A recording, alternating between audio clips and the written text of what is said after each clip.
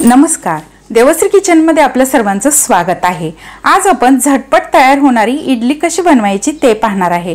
यामध्ये मी रव्याचा आणि पोह्याचा वापर करून भाज्यांचा भरपूर वापर करून ही इडली तयार केलेली आहे।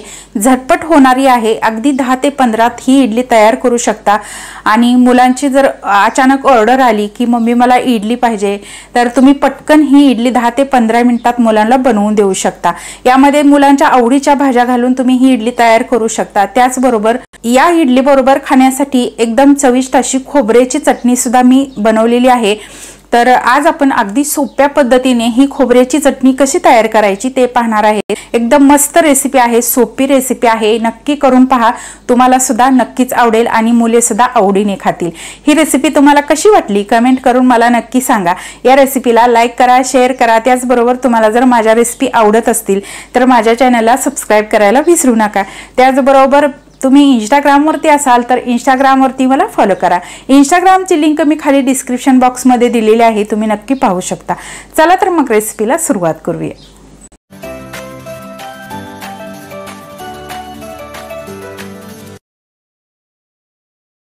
इन्स्टंट इडली करण्यासाठी इथे मी 1 वाटी रवा घेतलेला आहे, अर्धी वाटी पोहे घेतलेले आहेत, 1 वाटी दही घेतलेला आहे, अर्धा चमचा खायचा सोडा घेतलेला आहे, चवीनुसार मीठ। आणि इथे काही मी भाज्या घेतलेत, यामध्ये कोथिंबीर आहे, गाजर, हिरवी मिरची, कोबी आणि कांदा। तुमच्या आवडीनुसार तुम्ही यामध्ये भाज्या घालू शकता किंवा तुमच्या मुलांच्या आवडीच्या यामध्ये भाज्या घालू शकता। तर आता आपण इडलीचं बॅटर तयार करून घेऊया।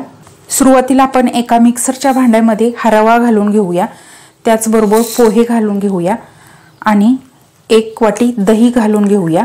दही जास्त आंबट नसावं आणि रूम टेम्परेचरवरचं दही आपल्याला हवं आहे।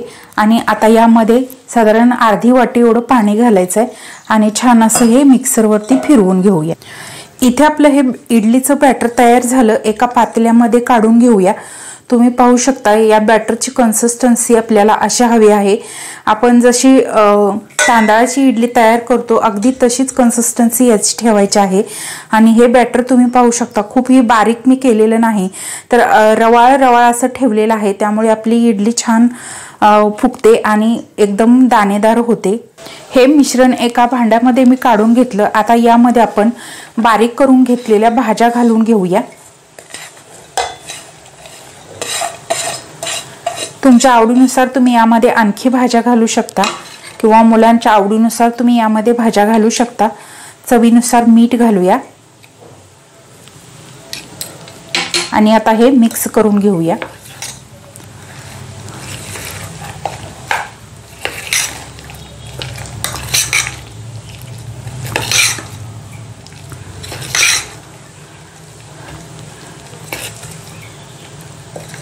या भाज्या सर्व मिक्स झालेल्या आहे। आता याच्यावरती झाकण ठेवूया आणि 10 ते 15 मिनिटे आपण हे बॅटर भिजवून घेऊया। आपलं इडलीचं बॅटर भिजतंय तोपर्यंत आपण इडली बरोबर खाण्यासाठी चविष्ट चटणी तयार करून घेऊया।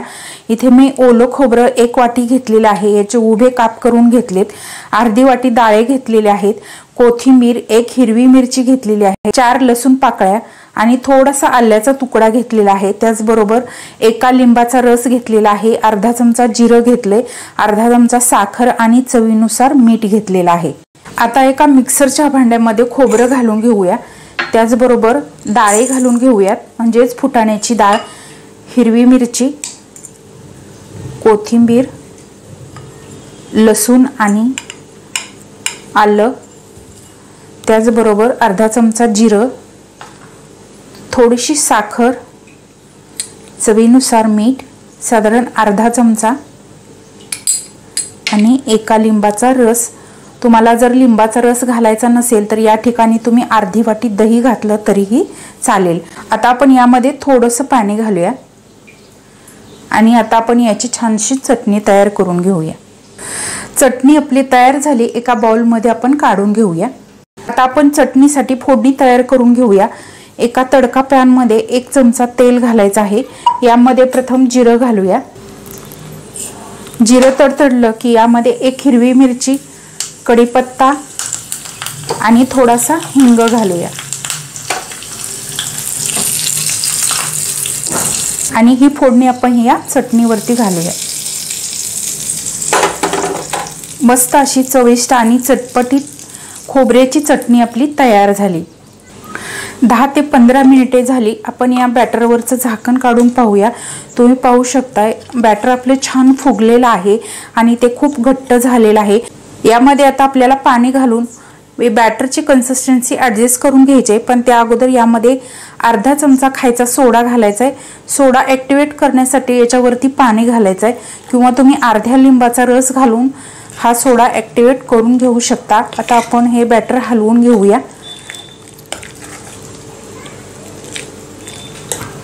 आणखी यामध्ये आपण पाणी घालूया।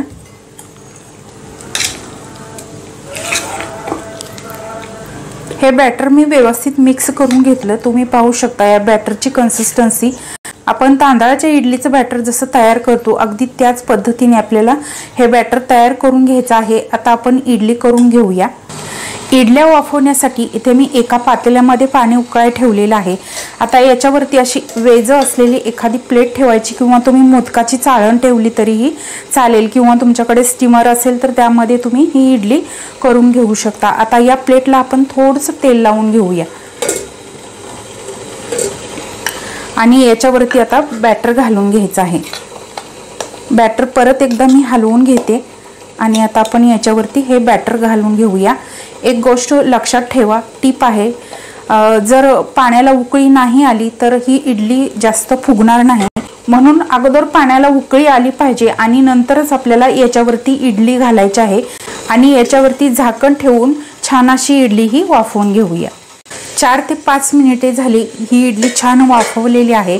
आता आपण 2 मिनिटे ही प्लेट अशीच बाजूला ठेवून थोडीशी थंड करून घेऊया आणि नंतर यातली इडली काढून घेऊया। त्या प्लेटमधली इडली थंड होते तोपर्यंत मी इथे मोदकाची चाळण ठेवले। यामध्ये आपण दुसरी इडली तयार करून घेऊया। अशा पद्धतीने तुमच्याकडे 2 प्लेट असतील तर पटपट इडली तयार होईल।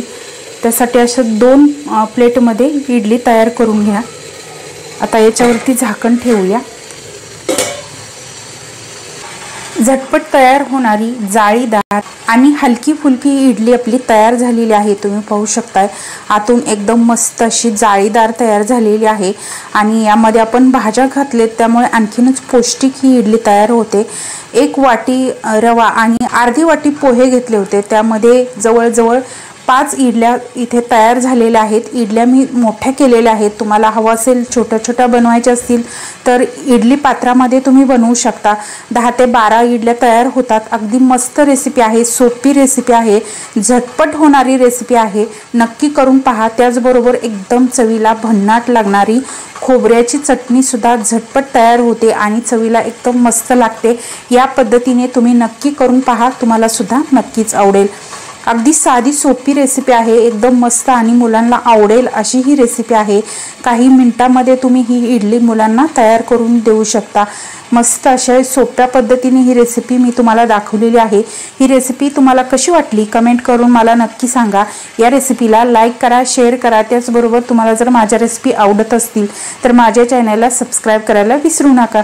त्याचबरोबर बेल आयकॉनवरती क्लिक करा, म्हणजे मी जेव्हा जेव्हा माझ्या रेसिपी अपलोड करेन तेव्हा सर्वात आधी त्याचे नोटिफिकेशन तुम्हाला मिळेल आणि माझे प्रत्येक नवीन आणि पारंपरिक पद्धतीच्या रेसिपी तुम्हाला पाहता येतील। धन्यवाद।